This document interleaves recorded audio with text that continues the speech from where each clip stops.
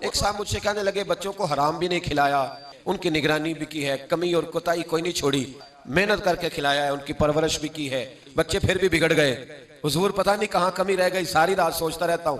میں نے بڑا سمجھایا، میں نے کہا بزرگوں آپ بلا وجہ پریشان ہیں، یہ اللہ کا نظام ہے، کوئی یخرج الحی من المیت و یخرج المیت من الحی، زندوں سے مردے اور مردوں سے زندے، یہ اس کا نظام ہے، ہوتا رہتا۔ کہنے لگے نہیں جی ہوا کیوں؟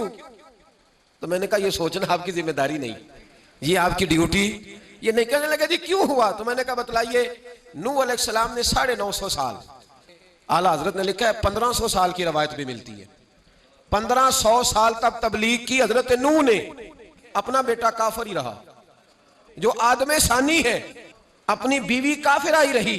اب کیا کہو گے کہ معاذ اللہ ان کا عمل ٹھیک نہیں تھا، باہر تو صحیح تھے گھر میں صحیح نہیں تھے؟ کیا فتویٰ دو کہ نبی کے بارے میں؟ اگر ذرا سی بھی بات کرے گا تو دائرہ اسلام سے نکل جائے گا۔ اس کا مطلب یہ ہوا، رزلٹ یہ نکلا کہ پیغمبر تو وہ ہوتے ہیں جن کی تربیت اللہ کر کے بھیجتا ہے، تو اللہ تبارک و تعالیٰ کی تربیت یافتہ تبلیغ کرتے رہے، لیکن جس کے مقدر میں کفر تھا اس کا کفر بدل نہ سکا۔ وجہ کیا ہے؟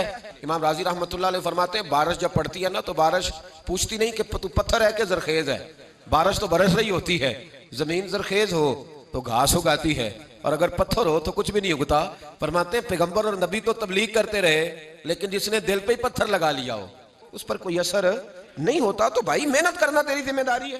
یہ لوگ جو گھبرائے رہتے ہیں، مایوس رہتے ہیں، کیا دیکھو جی اتنی کوشش کی، اتنی کاوش کی، ہمیں بھی لوگ مشورہ دیتے ہیں، کہتے ہیں اتنے درس دیتے ہو فائدہ کیا ہوتا ہے، اتنے درس دیتے ہو، ہر سال بندہ آتا ہے درس سنتا ہے، بدلا تو نہیں، ویسے کا ویسا ہے۔ تو میں کہتا ہوں بدلنا ہماری ڈیوٹی نہیں، اذان دینا ہماری ڈیوٹی ہے۔ مؤذن کو حکم ہے کہ تو اذان پڑھ، جو نماز پڑھنے نہ آئے اسے مار۔ کسی جگہ یہ حکم بھی ہے کہ ڈنڈا لے کے نکل جا، یہ حکم ہے کسی جگہ؟ نماز فرض ہے کہ نہیں؟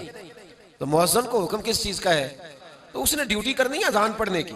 وہ اگر کہے کہ کیوں نہیں لوگ نماز پڑھنے آئے، معاذ اللہ میری اذان بیکار گئی، تو اس کی اذان بیکار نہیں گئی۔ یا رسول اللہ صلی اللہ علیہ وسلم کیا نفع ملے گا؟